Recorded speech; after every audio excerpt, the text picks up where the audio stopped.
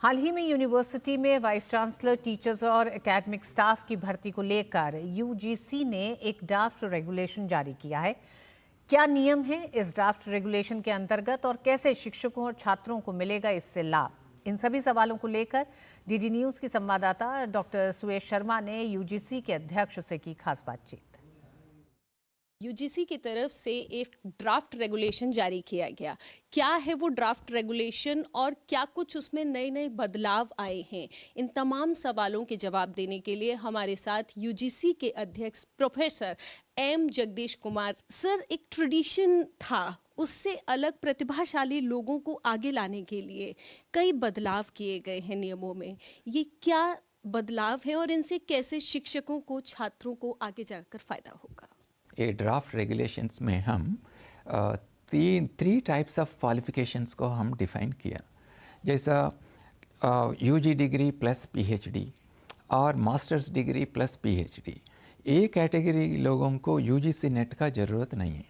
और हम ये भी कह रहे हैं कि what ever is your PG degree discipline, आपका पीएचडी डिसिप्लिन जो है इसके आधार पर आपको हम अपॉइंटमेंट करेंगे।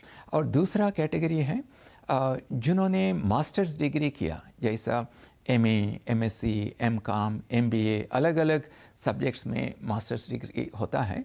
इन्होंने if they want to join in a university और college, mandatorily they have to clear UGC NET. मान लीजिए यूजी और पीजी किसी ने अदर सब्जेक्ट में किया है, उसका बेस किसी अदर सब्जेक्ट का है, एंड देन वो पीएचडी किसी अदर सब्जेक्ट में करके और फिर प्रोफेसर बनते हैं, बच्चों को पढ़ाते हैं। वो बच्चे को उसमें कैसे पारंगत कर सकते हैं जिसे कि उन्होंने ही अब शुरू किया है?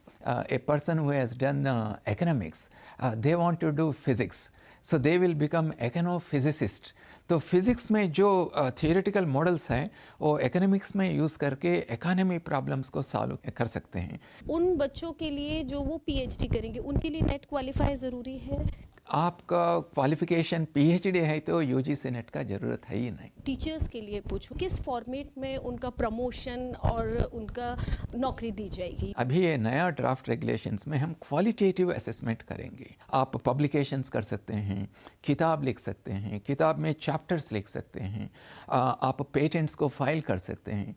ये पूरा एरियाज़ को हम क्वालिटेटिवली हम इसको असेसमेंट करेंगे। हमारे यूनिवर्सिटीज़ में अंडर ग्रेजुएट हो, पोस्ट ग्रेजुएट हो, even at the PhD level, why not we promote our own Indian languages. सरकार कैसे देखती है वीसी की पोस्ट को, क्योंकि ये इस वक्त अभी सबसे बड़ा राजनीतिक मुद्दा बनाने की कोशिश की जा रही है? हम चाहते हैं कि leaders with broad knowledge, multidisciplinary knowledge and ability to lead a complex system, इनको हम अपॉइंट करना चाहते हैं। उच्च शिक्षा में बड़े परिवर्तन के बदलाव को अब देखा जा सकता है और यकीनन ये बदलाव अब आने वाले समय में शिक्षकों के लिए, छात्रों के लिए एक नई उम्मीद और नई उड़ान बनकर सामने आएगा। कैमरा पर्सन मोंटी के साथ मैं डॉक्टर सुयश शर्मा, डीडी न्यूज़।